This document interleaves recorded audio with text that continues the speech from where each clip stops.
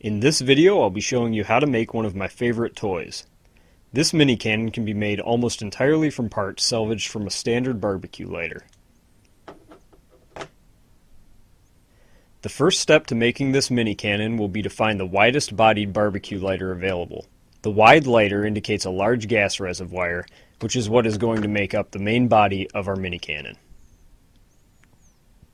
The lighter should now be disassembled by removing any screws and cutting along the safety sticker.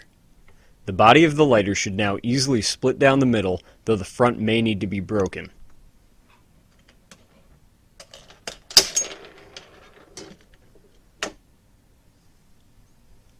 At this point, the gas line and wires will now be exposed. The gas line can be disconnected, and the wires should be pulled out from the front of the lighter. Now with the gas line disconnected and the wires pulled from the front of the lighter, you can extract this gas chamber. Now this piece right here, which can be easily removed, is the piezoelectric igniter. This is what is going to be used to create the spark which ignites the cannon. Now this lighter still has a full gas chamber. I'll need to empty it before continuing. To do so, what I will do is go outside and unscrew this white piece. That will release all the gas. Alright, so I've now gone outside and I've removed this white piece to release the gas. I must now take this white piece and remove the brass valve out of it.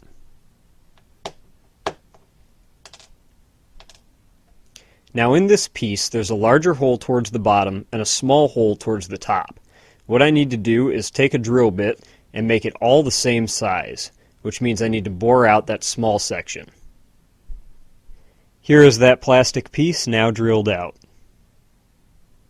Now the last thing we need to do to this little white piece is to sand it down so it will fit inside our barrel. Our barrel can be made of anything, though I like to use something that is 6 millimeters in internal diameter so that it will fit airsoft pellets. This is the barrel off a broken airsoft gun. Alternately, you can use a 6 millimeter pen tube. Once the plastic piece has been sanded down enough to fit the barrel, it should be glued on with epoxy or another strong glue.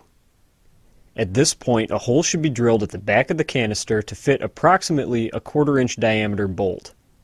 The hole should be drilled slightly smaller than the bolt so that when you screw it in, the threads dig into the plastic.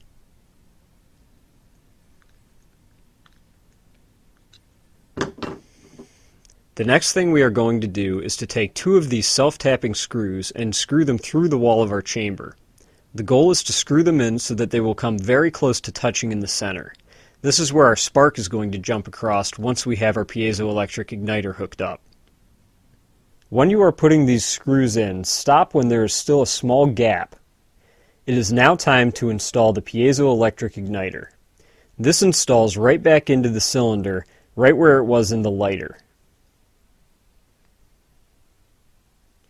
Now both of the wires on this igniter need to be wrapped around underneath the screw heads. The screws can then be tightened down fully onto those wires. Once you are confident that both of these wires have a good connection, you can go ahead and cover the heads of the screws with hot glue. You can see I've already done so on this cannon. If you do not insulate the screw heads with hot glue, when you squeeze the trigger and you are holding the cannon like this, the screw heads will be making contact with your hand and you will simply be shocking yourself rather than igniting it.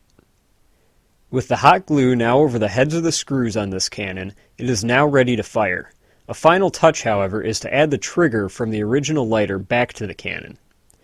The trigger does not fit as is right back on top of the piezo because the barrel is now in the way. What needs to be done is to have the top of the trigger chopped down. You can see I've chopped down the trigger so that there's enough room for it to slide over the piezo.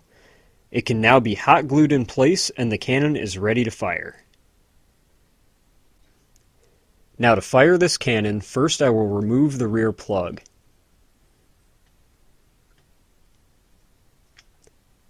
I will then insert a cotton swab that has been soaked in 90% rubbing alcohol. I will rub this swab along the walls just like that. I then replace the plug and finally drop an airsoft pellet down the barrel. Now to fire, all that needs to be done is to squeeze the trigger.